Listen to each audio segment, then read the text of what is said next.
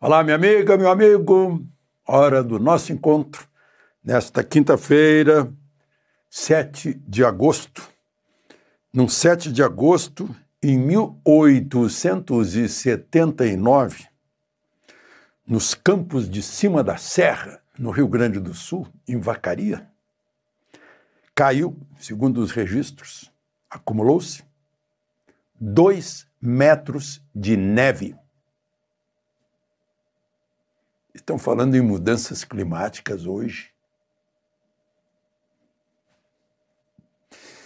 Bom, em 1942, Natal, Parnamirim, começava a ativar-se, num dia como hoje, ativou-se a base, que foi o Trampolim da Vitória. Era um dos aeródromos mais movimentados da Força Aérea Americana. Foi um acordo entre Brasil e Estados Unidos, que depois englobou uma siderúrgica no Brasil. Meu Deus, como demorou, né? Getúlio Vargas e Roosevelt se encontraram lá em Natal, num encontro memorável. E a conquista a retomada do norte da África, das forças alemãs, foi graças a esse saliente nordestino que catapultou o material bélico para o norte da África. Interessante, é uma história imensa, muito interessante. Dos que voltaram feridos, os que foram sepultados em Natal e morreram no hospital, os que casaram em Natal, né? Foi uma mudança social. E dizem que foi de lá que surgiu o forró, que eles faziam festas e davam um aviso for all, para todo mundo, né? Omnibus. É isso. Então, lembre-se de se inscrever e, ao final, de deixar o gostei ou não gostei. Vamos à conversa de hoje, que foi mais um dia interessante.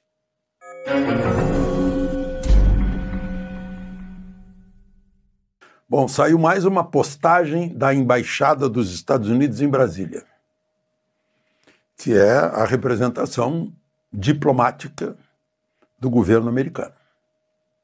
A postagem diz o seguinte: o ministro Moraes é o principal arquiteto da censura e perseguição contra Jair Bolsonaro e seus apoiadores.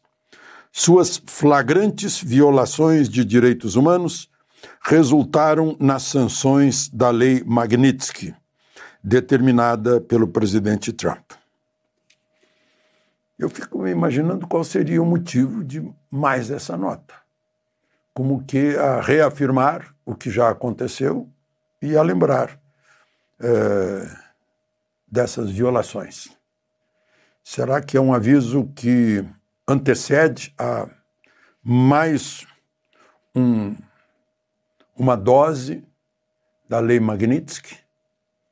Ontem eu falei para vocês, o que se sente no Supremo é que talvez a próxima pessoa a ser atingida, e não foi atingida expressamente, seria a advogada que é casada com o ministro Moraes e que mantém o escritório de advocacia, a banca de advocacia da família, com contas, né, cada vez maiores, na medida em que há essa ligação familiar que não é incomum, né, de familiares muito próximos a ministros do Supremo manterem bancas de advocacia, com atuação em tribunais superiores. Eu procurei nos jornais a repercussão, que eu achei gravíssima, o depoimento de Mike Pence, que foi o diretor de informática do Departamento de Estado no primeiro mandato de Trump. Ele disse que a CIA ajudou, que através da USAID, né, que ajudou, pagou agências brasileiras que faziam censura, desmentidos nas redes sociais, etc., né? E isso confere com o que o próprio ministro Barroso já anunciou espontaneamente, dizendo que a corte teve a ajuda do governo americano para impedir que fosse estabelecido um governo ditatorial no Brasil, etc. É muito grave, né? Porque é um país estrangeiro numa eleição nossa. E a gente está falando aí em soberania, discutindo soberania, no momento em que Trump aplica uma tarifa lá nos Estados Unidos sobre produtos brasileiros que entram lá. Não é sobre produtos brasileiros ao saírem daqui, né?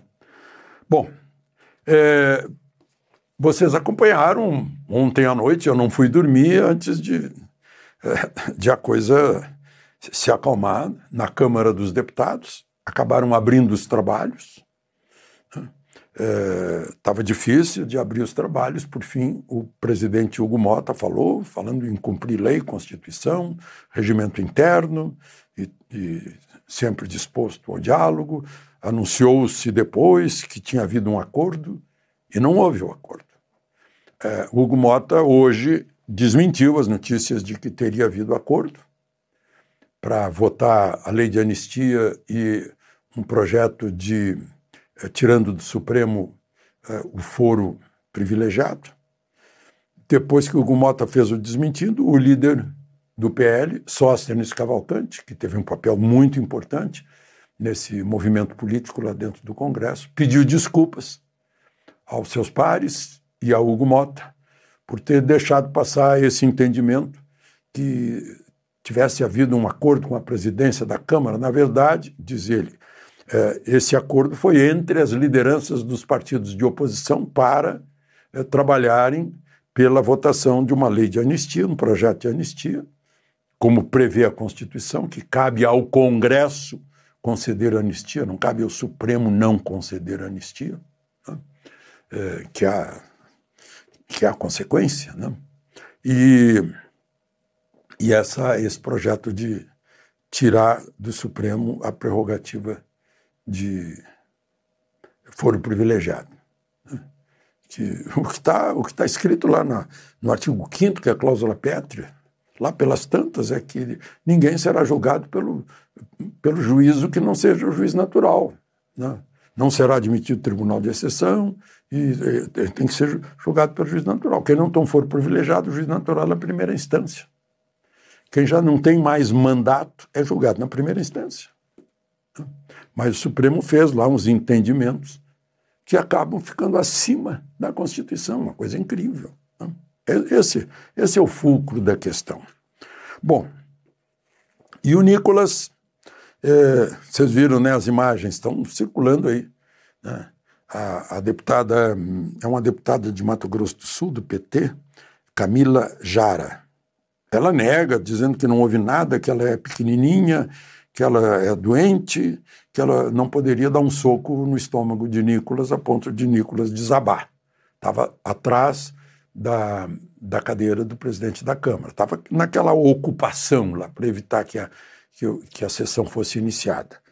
E lá eu até pensei que ele talvez tenha deixado cair o celular e se abaixou para agarrar o celular enquanto ela balançava o corpo, né?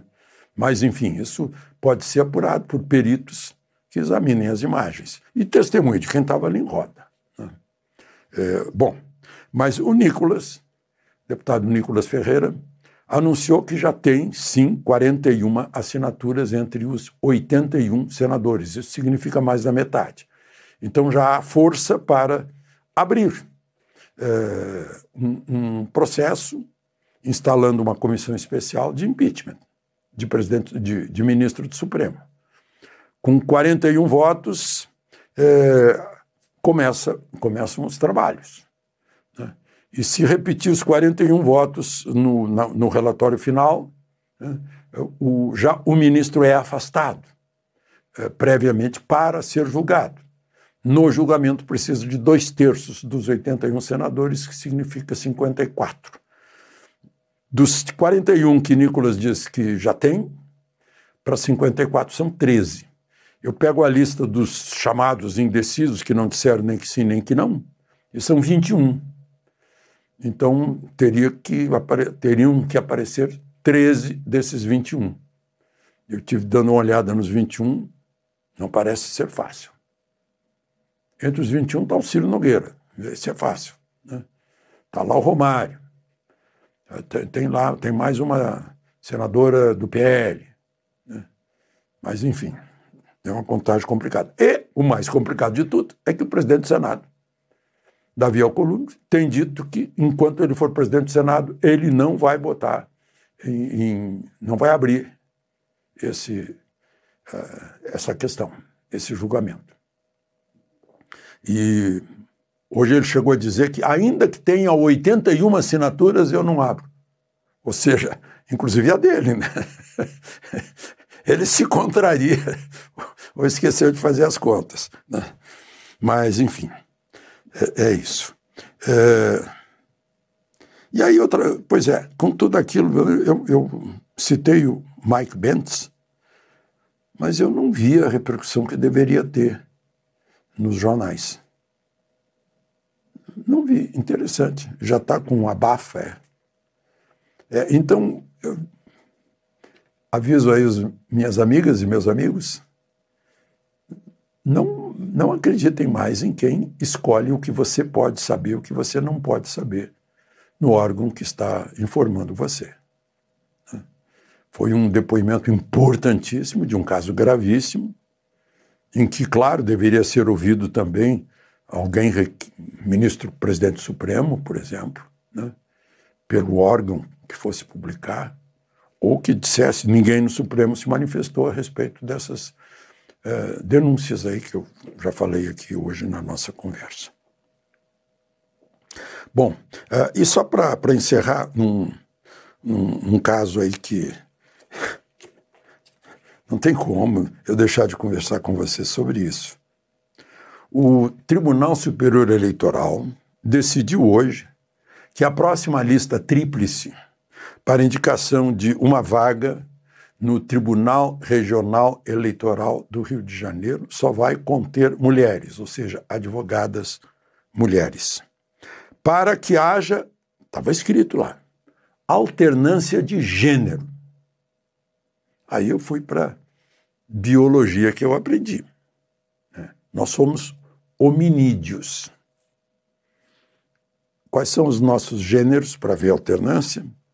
Alguns eu sei de cabeça, né? O Homo habilis, o Homo rudolfensis, o Homo erectus, o floresiensis. Esse Naledi eu não sabia, do gênero Heidelbergensis, né? A descoberta lá em Heidelberg, o Neandertal, e os sapiens, que somos nós. Eu prefiro que sejam todos do mesmo gênero sapiens, porque isso coincide com o que está estabelecido na Constituição, porque não fala em gêneros. A Constituição fala em notável saber jurídico e moral ilibata, idoneidade moral. É isso que é exigido. De Brasília, Alexandre Garcia.